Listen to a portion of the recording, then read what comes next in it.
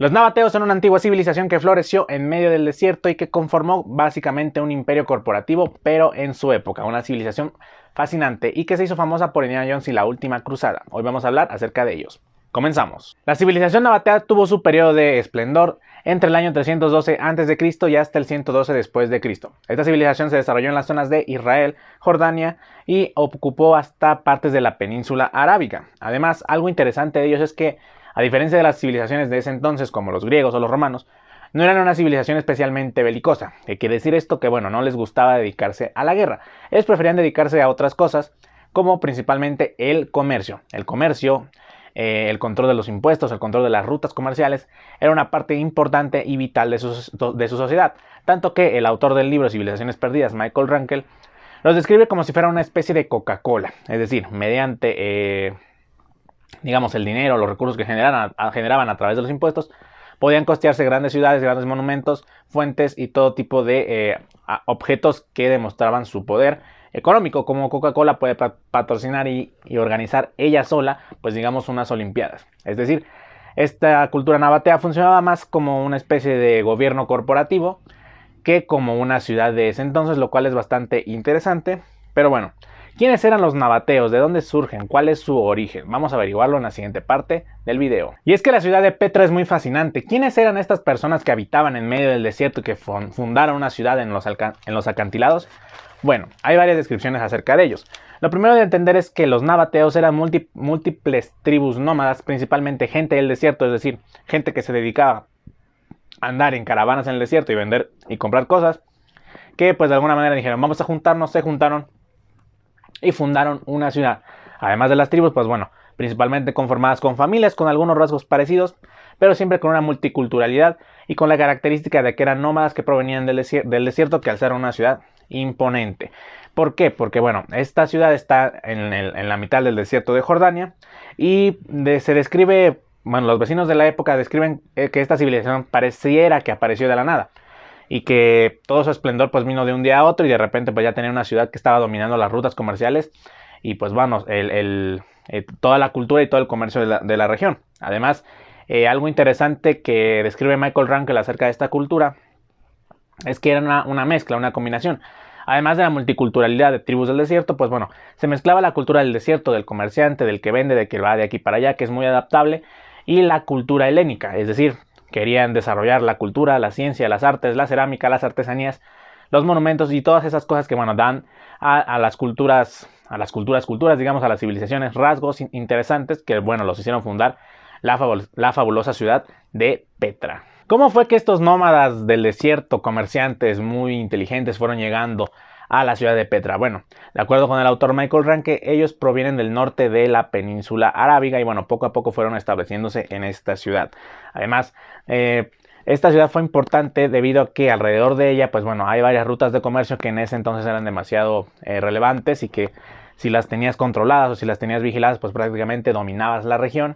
Y pues bueno, esto les permitió hacer realmente obras muy impresionantes de ingeniería, como por ejemplo cisternas o pozos subterráneos, además de una red de tuberías hechas de cerámica, las cuales conectaban y suministraban el agua, el líquido vital, a una ciudad de 20.000 habitantes, con lo cual demostraban que su avance en ingeniería y digamos saneamiento estaban bastante avanzados para su tiempo. Además de esto, pese a estar en medio del desierto, pues digamos que ellos lograron hacer un oasis, como mediante la agricultura, ya que ellos idearon un sistema de captación de agua, digamos, de la lluvia, y movían el terreno de las colinas para así desviarla hacia la ciudad y poder abastecer las cosechas o a las personas, con lo cual, pues bueno, los historiadores y los arqueólogos están bastante impresionados, ya que este tipo de tecnología no se utilizó hasta los años 50 en el medio oeste de Estados Unidos. Esto demuestra que la civilización de Petra, de los nabateos, pues bueno, tenía un avance bastante considerable que los hacía estar pues por encima de otras civilizaciones de la época.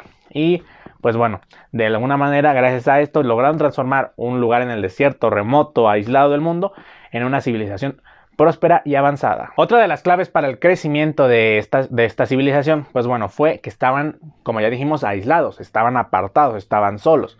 ¿Por qué? Porque bueno, en esa época, esa zona en donde estaban ellos, se consideraba que estaba prohibida y que era muy peligrosa, pero bueno, ellos desarrollaron una ciudad ahí, con lo cual se evitaron vecinos molestos que los fueran a invadir o quitarles los recursos, o a anexarlos como civilización. Además, una característica, digamos, de esta civilización es que los que pasaban por ahí, comerciantes de todas las rutas del mundo, pues eran bastante vanidosos y querían dejar huella en la ciudad a través de, pues digamos, de aportaciones y financiando esculturas, monumentos, tumbas gigantes y además artículos de alfarería y cerámica, con lo cual, pues bueno, estos comerciantes que pasaban dejaban huella en la ciudad, pues enriqueciendo la propia ciudad, lo cual lo hace pues algo bastante interesante. Otra cosa también a mencionar de la civilización de Petra o de los nabateos es el hecho de que ellos, como ya dijimos, pues bueno, era una especie de imperio corporativo de la antigüedad y tenía el monopolio de una especie muy importante en ese entonces, del incienso. El incienso era muy utilizado en Egipto y en Israel y era un producto muy demandado, y ellos al tener el monopolio pudieron subir los impuestos de este o bajarlos para favorecer o empobrecer el comercio, es decir, controlaban totalmente el comercio de esta especie que era muy importante, además de que tenían otro tipo de especies como la mirra, el índigo y otras aromáticas, y se convirtieron en un momento en intermediarios del comercio de especias entre Petra. Digamos, ellos captaban las mercancías y las podían llevar hasta Gaza o incluso a Alejandría. Con lo cual, pues bueno, esta función corporativa que tenían, digamos, ser como una empresa, ser como Coca-Cola, la Coca-Cola de la antigüedad, pues bueno, los ponían en una posición bastante más arriba que otras civilizaciones de su tiempo. Otra cosa interesante a destacar de los nabateos son sus reyes, sus gobernantes. Ellos, como ya dijimos, pues bueno, funcionaban como una empresa, como un imperio corporativo.